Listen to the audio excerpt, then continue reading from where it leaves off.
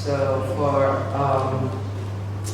just to remind everyone, please wear your mask while you are going to the church and social distancing. And I also would like to announce that the youth will be leading out our Sabbath services this morning. Further announcement will be made later. For our song service, let's start with I think our song service is still being played via video. So.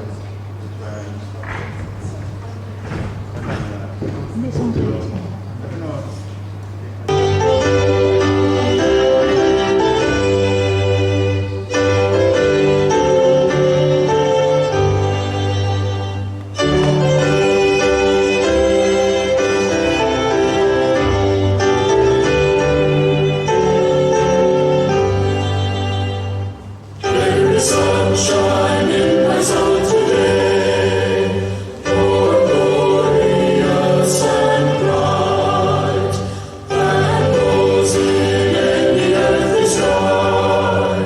For Jesus is my light.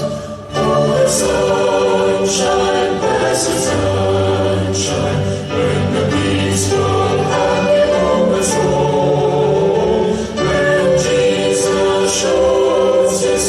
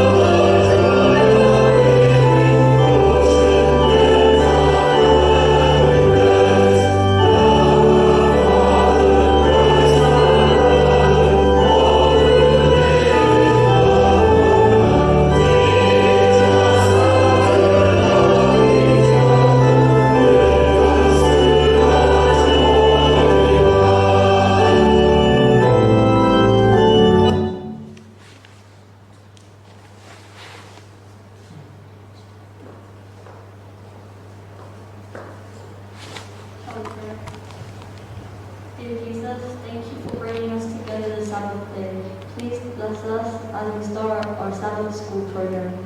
Be with anyone who couldn't be here today. Please forgive us from all our sins. In Jesus' name we pray.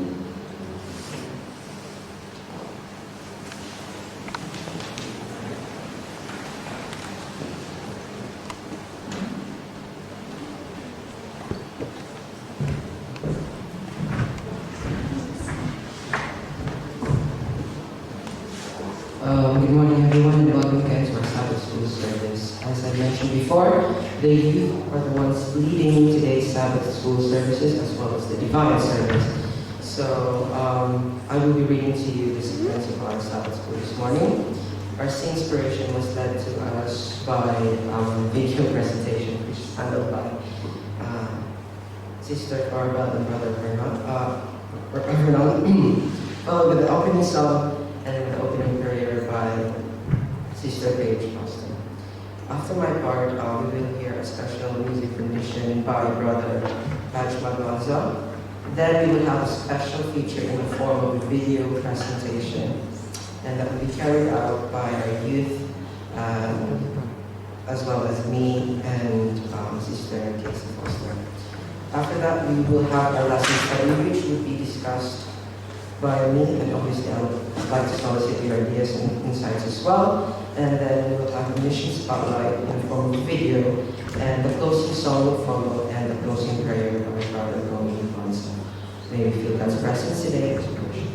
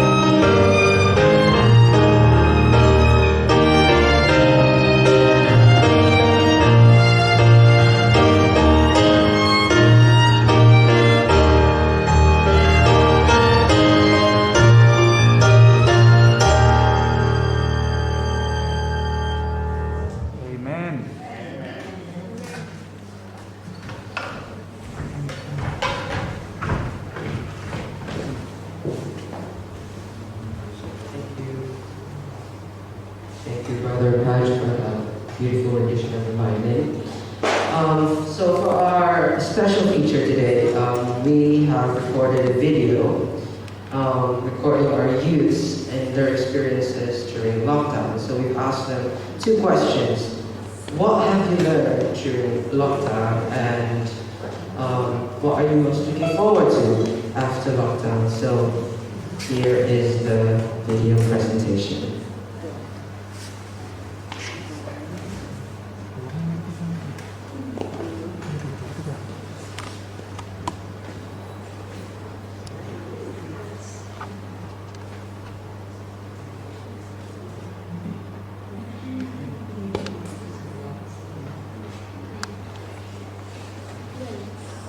What did you learn during lockdown?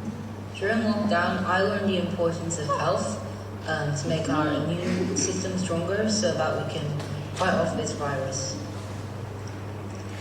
I learned about time, that there's time for everything, time to be with God and time to be with our family. I learned about the importance of technology, how we need it to do our online Zoom meetings for church. What did I learn?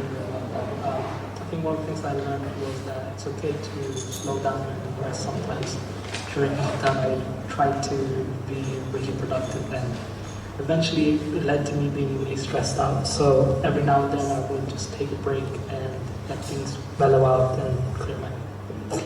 More than a year ago, we had this pandemic and had lockdown for 3 times. So during lockdown, I learned more about God, life of Jesus, stories of the Bible, and as we worshipped with my family, I learned how to pray, me doing opening prayer and Kyla doing the closing prayer for this week.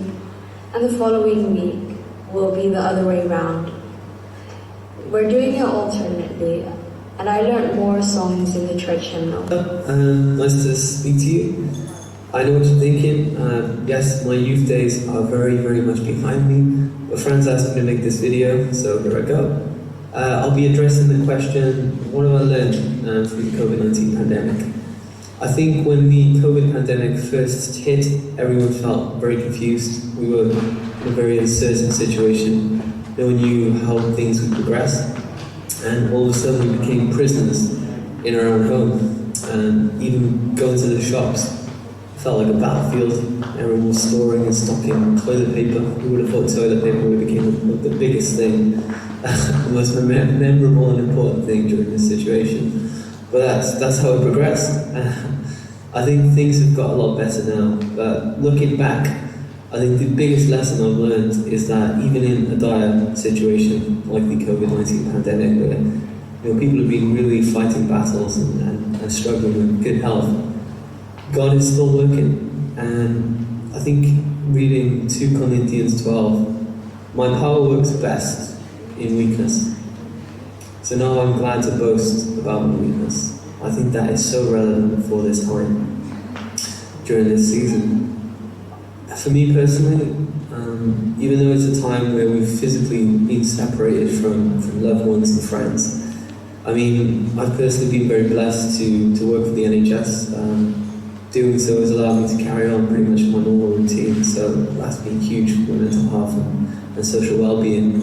But I think for other people who've completely been physically separated for this time, it's amazing that though we've been physically separated, I think emotionally and I think spiritually we've been more connected than ever. Technology has been absolutely huge during this pandemic, and it's just brought us so much closer together. And I think the biggest thing for me and my family was that we had a few issues in terms of problems that has happened in the past. Personally, I don't really understand all the details, but I know there's been situations that have arisen and certain family members in my family have not spoken because of that. And as soon as this pandemic hit, all those problems, all those situations which felt like they were impossible to ignore, suddenly were forgotten. And the most important things, which was people's health, people's well-being, and communication, love, and kindness, all those things got brought right to the top of the table. And it was amazing to see how much closer my family became because of the pandemic. And that, for me, was just God working completely. I think another thing which I thought completely amazing, where I was reading the news, and homeless people, that had been homeless for God knows how many years, were suddenly allowed to stay at a hotel during the pandemic. And I was like, does it take a pandemic for us to show like this level of kindness to other people? And yeah, then that just completely brought me back to 2 Corinthians 12, and it's just in our weakest moments that is when God is working, and that's what I saw.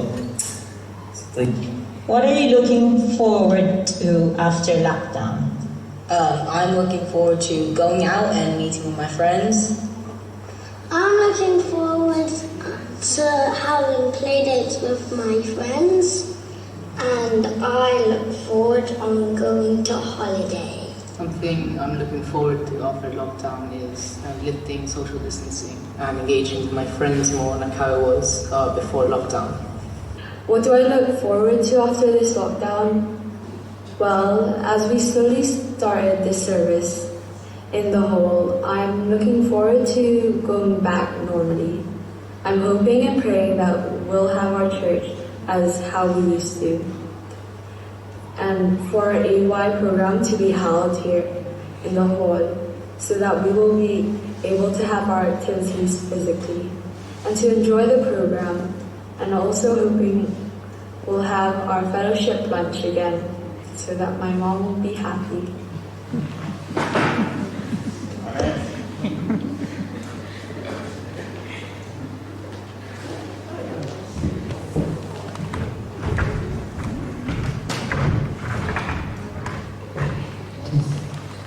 So there you have it. Apologies, there are some people, there are 2 more people I think who sent the videos, but one was Sister Josephine, but apparently her video was too large and the audio can't be heard, so it was, I didn't include it. And Casey, I think there's one more. Oh yeah, sorry. Sorry, I don't know what happened with the video. Yes. So technical issues as well for the videos. And so yeah, how about you, Casey? What are you looking forward to after lockdown? The restaurant, definitely. Definitely more. Inside the restaurant. Okay. How about you? I guess holidays and probably going home because ever since I've been there, I've not gone home yet, so I really miss my family. And what have you learned during lockdown? I've learned how to organize my priorities better. That's good, very much. How about you? So during lockdown, I think I've learned how to be grateful for the things that we have and to cherish every moment, especially the people that we love. And yeah, in any way we can, we have to give them time and give them the love that, give them love. And I think First Thessalonians 5 verse 18 says, if you can read it for me, Casey. It says, give thanks in all circumstances, for this is the will of God in Christ Jesus for you. So yeah, in whatever circumstances during lockdown, not lockdown, pandemic or not, I'm sure there will be future difficulties that we will be facing soon, but as long as we remain faithful to God, I'm sure that He will deliver us, He will carry us all the way through. So thank you very much.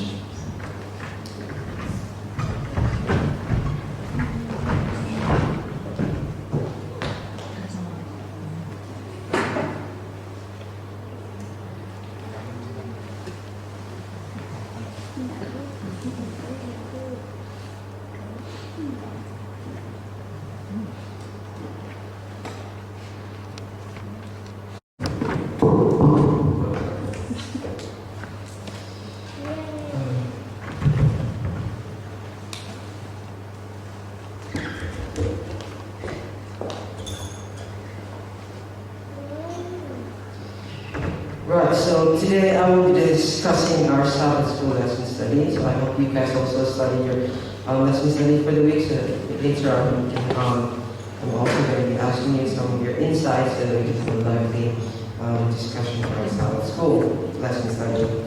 Our key text is, before I read the key text, is our heads for prayer. Heavenly Father, Lord, thank you so much for the love that you've given us. Thank you so much for this wonderful Sabbath day where we could come, despite the age strain, Lord, our hearts are full of sunshine and just wanting to worship you. And also, Lord, please bless those who couldn't come, those who are sick, bless their families from all over the world. And please forgive us of all of our sins. Please bless them very we pray. Amen. So our key text for this week is found in 1 Peter 2, verse 9. Now I'm going to read it to you. It says, "But ye are a chosen generation, a royal priesthood, an holy nation, a peculiar people." Sorry, it cost me. "A peculiar people, that ye should shew forth the praises of him who hath called you out of darkness into his marvelous light." Now this key text is very memorable to me and very precious, because this was also our key text. Now this was also our, what you call that in high school, where you have your class, kind of like a class verse. So it was 1 Peter 2, verse 9. And I believe that we are still in the series of our lesson studies called the Covenant. And our lesson studies title this week is Abraham's Seed. Now, when you hear the name Israel, what comes to your mind? Do you think of the Israel in the Old Testament? Or maybe the national state of Israel right now, which was founded in 1948. I really looked into that. So, who is the Israel of God? And that's the question. Let's go back in time and trace the history of God's chosen group. So Abraham's seed is Israel, is the Israel that we're talking about today. The year was approximately 1500 BC. A nation without a country was growing within the borders of Egypt. Life was good until one day they were forced into slavery. So these are the Israelites that we're talking about. This is the story of Israel. But who is? Our main question for today that we're going to answer is, who is the true Israel of God? Our lesson has 3 key points, but I found 3 key points in our lesson today. Our first key point is, number 1, the purpose of true Israel. Although the land of Egypt offered the conditions necessary for them to grow in a number as a nation, they were only there temporarily. Before Joseph died, if you go back, if you trace history of Joseph, put Israel in Egypt, but before Joseph died, he looked forward in faith, and his last words were, "God will surely visit you and bring you out of this land," which is Egypt, "to the land in which he swore to Abraham, to Isaac, and to Jacob." That is found in Genesis 50, verse 24. Now, while the children of Israel were in Egypt, something remarkable happened. God, through Moses, miraculously freed them from the bondage of slavery. Now, we all know that Joseph, there was famine, and so Israel went to Egypt, and because Joseph was dead, Joseph sustained their life. But Joseph promised them that one day you shall return to the promised land that God promised Abraham. But it wasn't, they were there in Egypt for how many years? For quite a long year. So 400. For how much? 400. 400 years. Thank you. So 400 years, that's how many lifetimes a regular person today is. So they were there for a very long time. Now, while the children of Israel were in Egypt, something remarkable happened.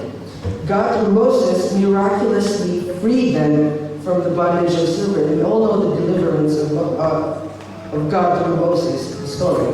Now, God confirmed his covenant with Abraham that through him and his descendants, the families of the earth would be blessed. Now, the nation of Israel, though not as advanced, as other nations before, because they were still growing. And during this time, our country was called for a special purpose.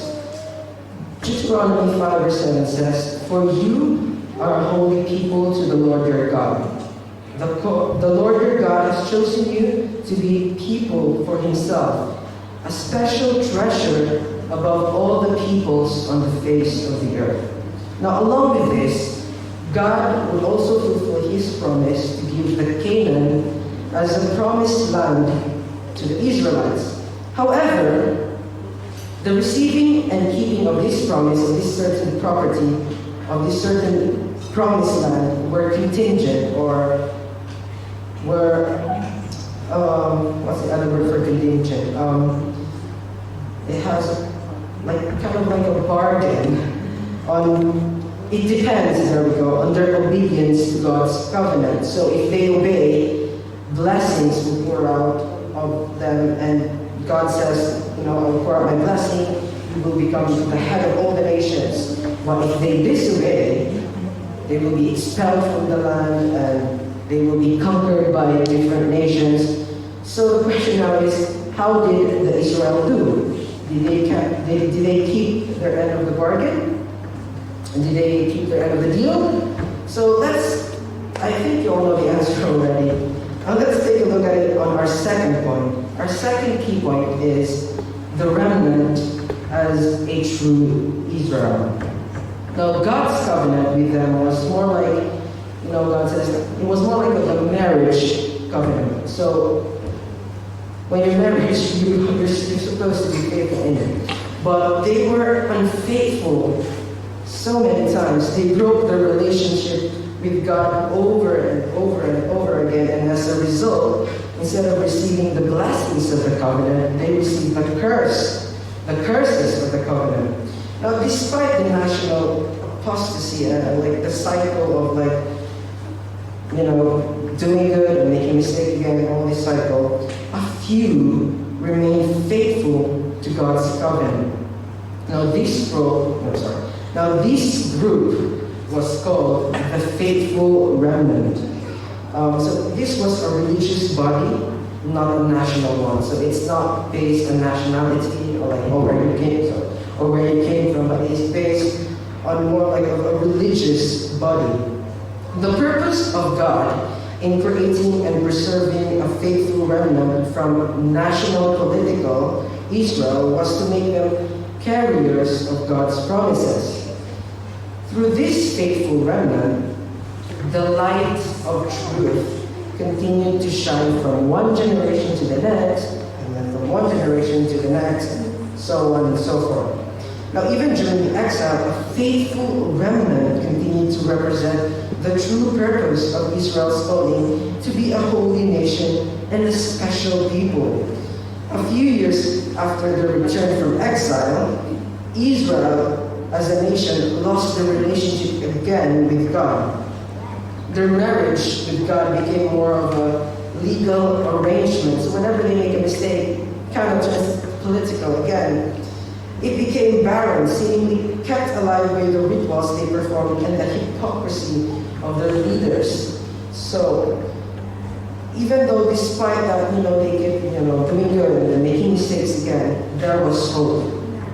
In the Old Testament, we look forward to the development of a true spiritual Israel that would include faithful descendants of Abraham and the faithful believers drawn from the Gentile nations. So we are now involving the Gentile nations, not just the group of people that we started earlier on, but we're now involving people even from outside the fold.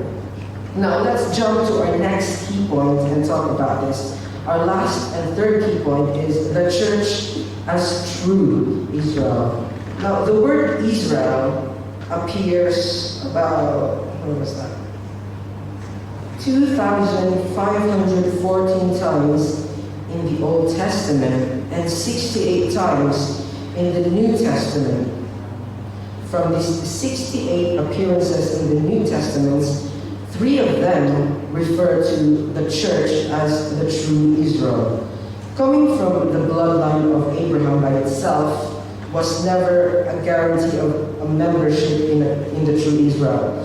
So if you think that if you are in that time, you think that I descended from Abraham, I'm sure to guarantee that I'm a true Israel. But no, it wasn't a guarantee of membership according to us in the true Israel. In Romans 9 verse 6, it says, Apostle Paul argues that not all Israel who are of Israel, rather the true Israel is a remnant according to the election of grace. So the key word here is grace. Now, remember grace. Grace is very important. Through Jesus, a new Israel was born to carry out God's plan, and it was formed. So basically, through Jesus Christ, through grace,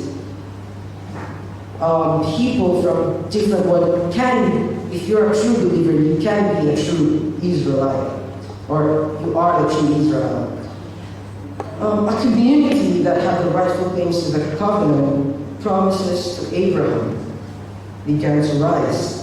The followers of Jesus, regardless of their nationalities, regardless of their gender and social status, became spiritual Israel. So God transferred His affection, which is His grace, from literal Israelite to spiritual Israel. So from the literal Israel, the literal like the place of people who came from there, to a spiritual Israel. People, chosen people who believes in God and carries out His plans, His purpose from Abraham. These are the spiritual Israel that He meant. So let's go back to our first question. As I mentioned before, our main question today is, who is the true Israel of God? Now, as I have discussed, as we have studied, who is now the true Israel of God? Who is now the true Israel of God?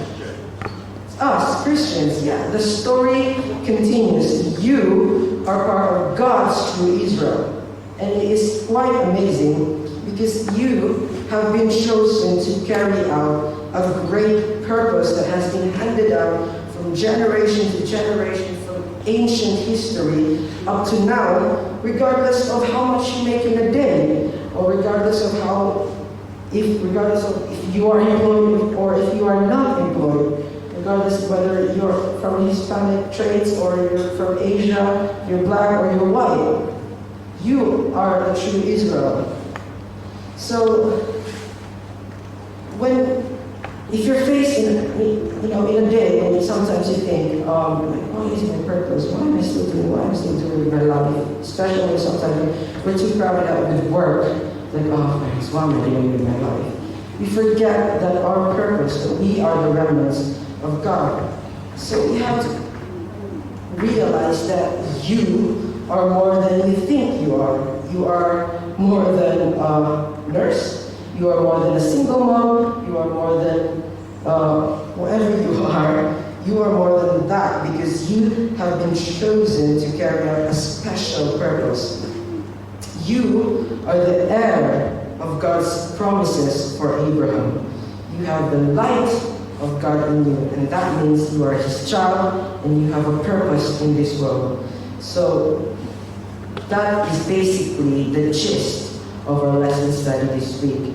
So just reminding everyone that you are a chosen people. So you carry out that light, you carry out that light that is found in you, carry out that torch and raise it up and shine on until Jesus comes. So that is basically the gist of our lesson study. So do you guys have any other insights that you would like to share? Because our lesson study is really quite amazing and really relatable, especially to the youth, because obviously the youth, we are the legacy, is what they say. Yes? Yeah, just want to add, the question, our lesson study covered the question, why did God choose Israel? Yeah, exactly. Why did God choose? And I read in Deuteronomy 7, verses 6 and 7, for you are a holy people to the Lord your God. Okay lang to, nakamas naman. Okay, Deuteronomy 7, 6, 7. It says, "For you are a holy people to the Lord your God. The Lord your God has chosen you to be a people for himself, a special treasure above all the peoples on the face of earth." Why? It says here, the Lord did not set his love on you, nor choose you, because you were more in number than any people, for you were the least of all peoples. During that time, big nations were the Egypt, there were Hittites, and we just read in our when we read a chapter in the Bible, the land of Canaan where people were giants. So there are many nations that are stronger and more in number, but it shows here that God chose the least of all the people, which is the Israel. And last time we covered Abraham. Why did God choose Abraham? To be the father of all nations. He was already old. Sarah was already 99. Actually, she was 100 when she bore the son. So just imagine that God chose those people who seems like impossible to accomplish his mission. And it's easy for God to choose a 20-year-old and say, "You will be the father of all nations." But he chose a very old couple to be the father of all nations. It's because, as the lesson study says, it's God's grace. The same with us. Seventh-day Adventist is not the largest when it comes to number. Yes. But God has called us. We may not very many in number, but we are called by God as special people to spread his mission, to call others into repentance and bring people to his throne. Amen. Insight? Yes. Well, few in numbers that we are chosen to carry out his light and his love around the world. And we bring it back because wherever we go sometimes, friends, what religion are on Saturday? And say, what is that? They don't know. And then when they ask you that is actually your time to share God's love while we're here. We welcome everyone. We believe in this and we believe in that. Yes. Any other insight? In agreement to what Brother Vernon said, Israel's selection to be the special people of God is an act of God. Israel did not deserve it more than any other people.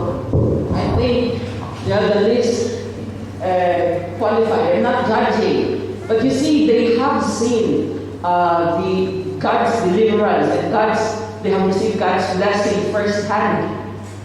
Compared to us nowadays, we read the Bible and we believe, but there they have received the blessings of God firsthand, but still they are very hard-headed. And so it's not that they are really special as a people, but God chose them. And who are we to question God's choice? But the thing is, God did not only limit that blessing to be only with the Jewish people, as we have said and reiterated this lesson. Being Abraham's seed is more than biology. Yes. It's more than genealogy. It's spirituality. So if we are Abraham's seed, Abraham is what? The father of all who believe and obey God's will. Thank you again for that wonderful insight, Sister Tess. Yes. So God shows us who are we. God, even though we keep making the same mistake, God shows us, isn't it? It's a beautiful reminder as well. Any other brother and sister who would like to share their insights? I just want to go to the story. The covenant of God just started from Abraham. So we just had a covenant of God from Noah, presently. And that's not just a start. We have Adam, whom God made for his covenant with people. But every time people keep on failing to the covenant, and that is why God is choosing the person to which the covenant to be fulfilled.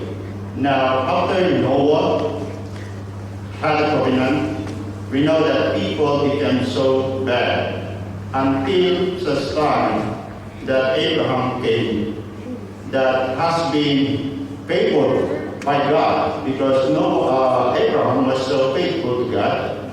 So God sees something special with Abraham. God did not just choose Abraham because he wanted it, but because of the peculiarity or the special something that Abraham favored God. And so by that time, that was about more or less 500 years from Noah to Abraham.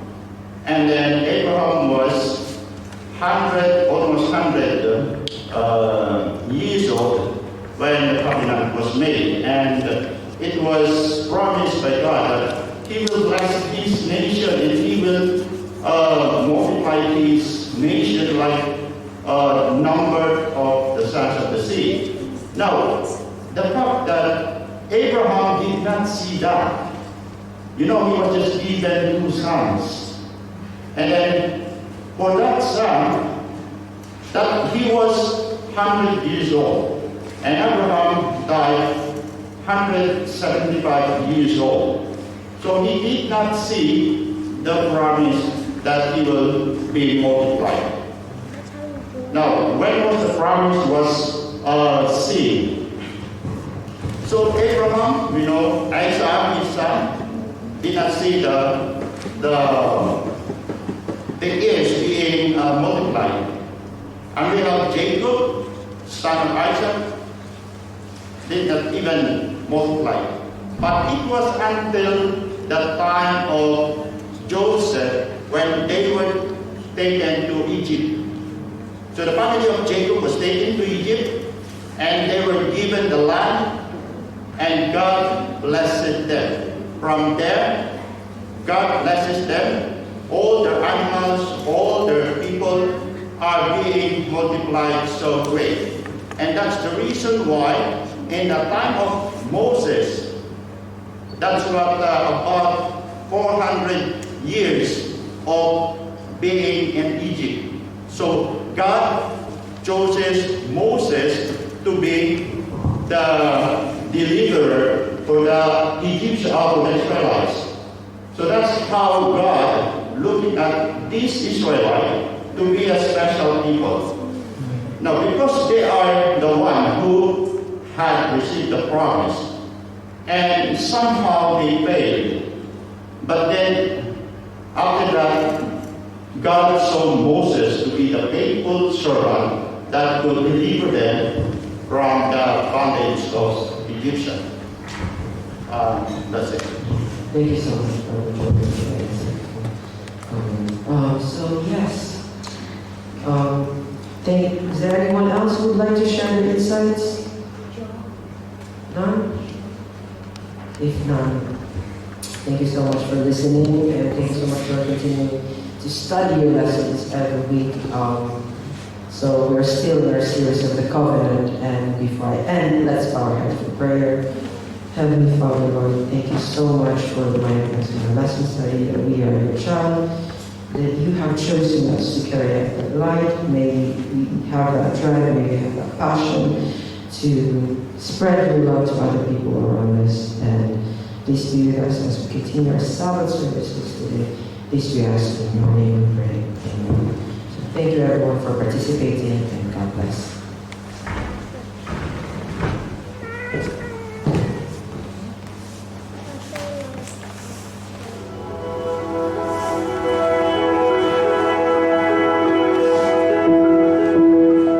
Hi, good morning. I'm Ray Lord Reyes. I'm a church planter here in Manila, Philippines, coordinating church planting in our conference.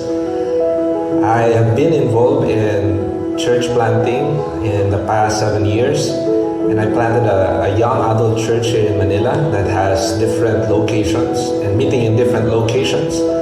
I was able to utilize social media to begin with in my church planting journey. I started connecting with people in the city through social media.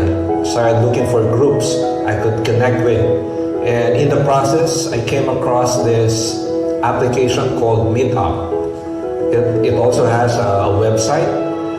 Meetup or meetup.com is a place where different groups connect to each other. If you go to this app, if you download this app or if you go to this website, you'll find different meetup groups. And so I started looking for groups I could connect with.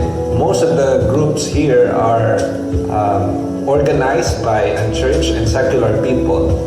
So I started connecting with these people until I realized I could actually also start my own meetup or my own meetup group. That's when I started organizing this group called Cafe Life. Cafe stands for Community, Authenticity, Friendship, and Experience.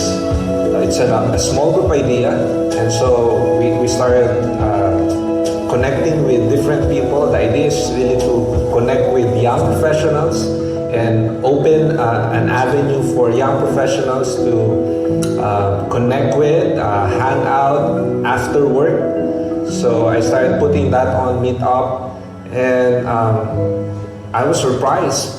Young professionals, young adults started, showing up in our Meetup groups, and so we started connecting with a lot of young professionals. That's how the church plant that we planted started.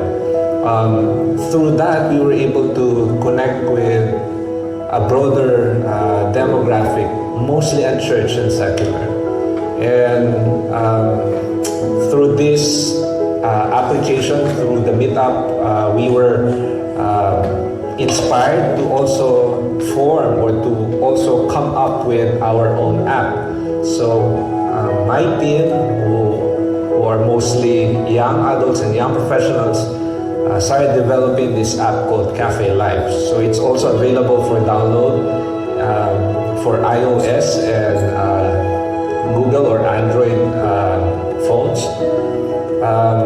When you download this app, this Cafe Life, you will find a list of different groups meeting in the city, and these groups are being led and coordinated by our members. And you would also see different discussion groups or different discussion guides as this is being used by our groups meeting in different places.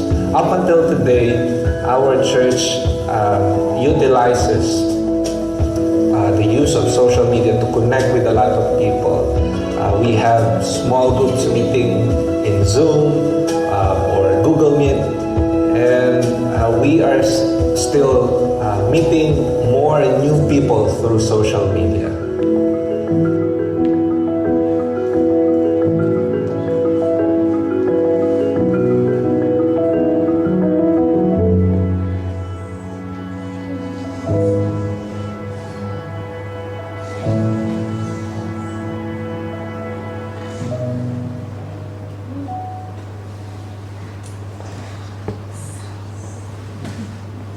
Let's all rise for a closing prayer.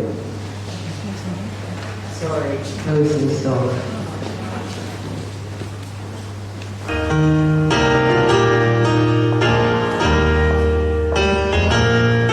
When we walk with the Lord in the light of His word, what a glory He sheds on our way.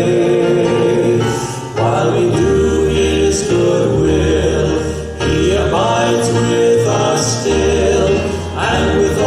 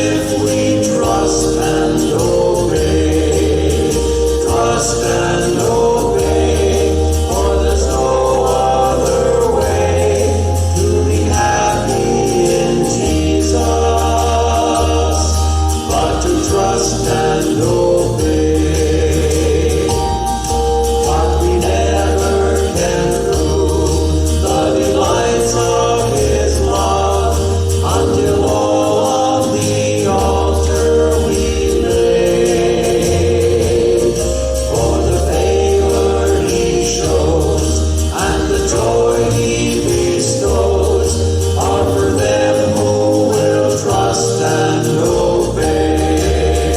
Trust and obey, for there's no other way to be happy in Jesus but to trust and obey. Then in fellowship sweet we will sit at His feet, or will walk by His side in the way. What He says we will do, where He sends we will go. Never fear, only trust and obey. Trust and obey, for there's no other way to be happy in Jesus but to trust and obey.